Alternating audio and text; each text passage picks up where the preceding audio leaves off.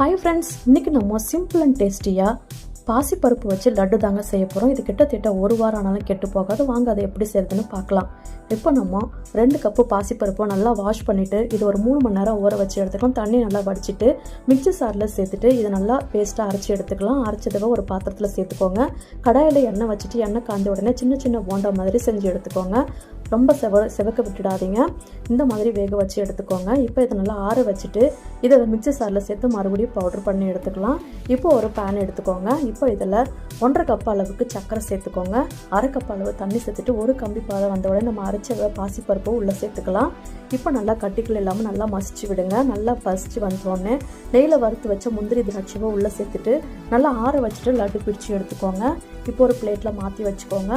அவ்வளோதாங்க, சூப்பரான simple and டேஸ்டியாக பாசிப்பருப்பு வச்சு லட்டு செஞ்சாச்சு. இந்த தீபாவளிக்கு இதே போல் நீங்களும் செஞ்சு உங்கள் வீட்டில் அசத்துங்க. தேங்க்யூ.